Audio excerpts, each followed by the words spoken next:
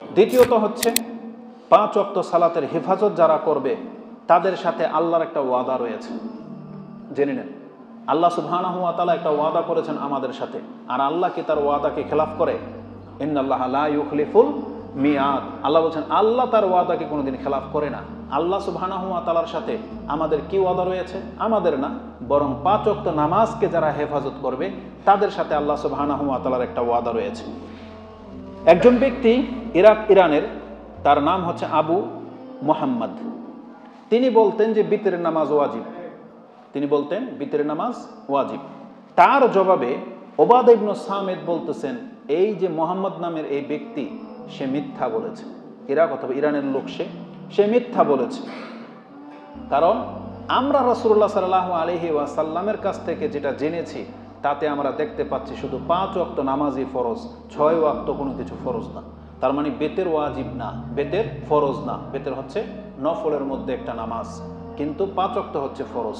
এই হাদিসটা বলতে গিয়ে তিনি এই হাদিসটা বলেছেন, যেটা আপনি ইবনে মাজাতে 14 মানে 1401 নাম্বার, নাসাইতে 461 এবং আবু দাউদে 425 নম্বরে পেয়ে যাবেন। তাতে ওবাদা ইবনে সামিত তিনি বলেন, ক্বালা সামিআতু রাসূলুল্লাহি সাল্লাল্লাহু আলাইহি ওয়াসাল্লাম ইয়াকুল খামসু সালাওয়াতিন ইফতারাদাহুন্নাল্লাহু আলা ইবাদিহি। আল্লাহ কেবল 5 ওয়াক্ত নামাজই তার বান্দার উপরে ফরজ করেছেন।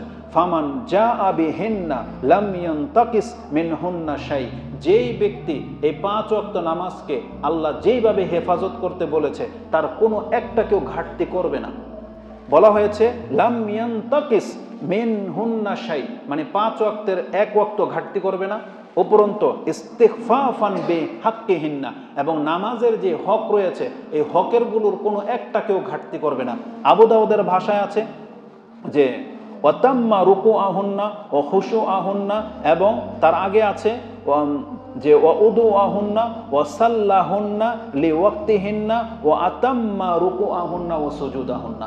যে ব্যক্তি উত্তম রুকুর উত্তম হুজুর সাথে, উত্তমভাবে ওয়াক্তের মধ্যে এবং উত্তম ওয়াক্তে আউয়াল ওয়াক্তে মসজিদে এসে জামাতের সাথে রুকু সাজদা ঠিক করার সাথে যারা এই 5 ওয়াক্ত নামাজকে হেফাজত করে, ফাইন্নাল্লাহা জাইলুন লাহু ইয়াউমাল কিয়ামাতি আহদান আইয়ুদখিলাহুল জান্নাহ।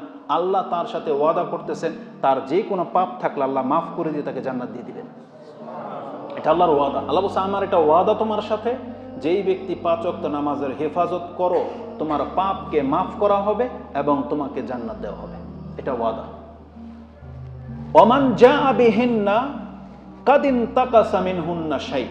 আর যেই ব্যক্তি আল্লাহর সাথে এমন অবস্থায় সাক্ষাৎ করবে যে সে নামাজের এই 5 ওয়াক্ত নামাজের কোনো একটা কিছুকে সে ঘাটতি করেছে, কোনো 1 ওয়াক্তও ছেড়েছে, অথবা নামাজ পড়েছে কিন্তু ওযু ঠিক মতো করে নাই, জামাত ছেড়ে দিয়েছে, মসজিদে আসে নাই, ওই যে বাড়িতে নামাজ পড়া হয়, আর রুকু সেজদা ঠিক মতো করে না, তাড়াহুড়া করে নামাজ পড়ে, ব্যবসা বাণিজ্য রেখে আসছে, কোনো রকম 4টা সেজদা দিয়ে দৌড়, তাহলে এই ধরনের ব্যক্তিদের সাথে আল্লাহর কোনো ওয়াদা নাই, নামাজ পড়লেও ওয়াদা নাই। কারণ আল্লাহ সুবহানাহু ওয়া তাআলা কার সাথে ওয়াদা করেছেন? যেই ব্যক্তি 5 ওয়াক্ত নামাজের হেফাজত করবে তার সাথে আল্লাহ সুবহানাহু ওয়া তাআলা ওয়াদা করতেছেন। আর যেই ব্যক্তির কোনো কিছু কম করবে, ইস্তিগফাফান বিহাক্কিহিন্না লাম ইয়াকুন লাহু ইনদাল্লাহি আহাদুন, তাহলে তার সাথে আল্লাহর কোনো চুক্তি নাই। ইনশাআ আযযাবাহু ওয়া ইনশাআ গাফারা লাহু। এই ব্যক্তির যে পাপগুলো আছে সেই পাপের ক্ষেত্রে হয় আল্লাহ সুবহানাহু ওয়া তাআলা তাকে ইচ্ছা হলে ক্ষমা করবেন, ইচ্ছা না হলে ক্ষমা করবেন না। তার মানে এই ব্যক্তির ক্ষমার কোনো গ্যারান্টি নাই। কিন্তু যেই ব্যক্তি নামাজের হেফাজত করেছে আল্লাহ তাকে ওয়াদা করতেছেন তোমার পাপকে ক্ষমা করা হবে, তোমাকে জান্নাত দেওয়া হবে, এটা তোমার সাথে আমার ওয়াদা। আল্লাহু আকবার। এই হাদিস ইবনে মাজাতে রয়েছে 1401 এবং নাসাইতে রয়েছে, যেমনটা বলেছি আবু দাউদে 425-এ রয়েছে। এটা হচ্ছে 5 ওয়াক্ত নামাজের হেফাজত করার অনেক বড় বড় দিকগুলো আপনার কাছে তুলে ধরা হবে।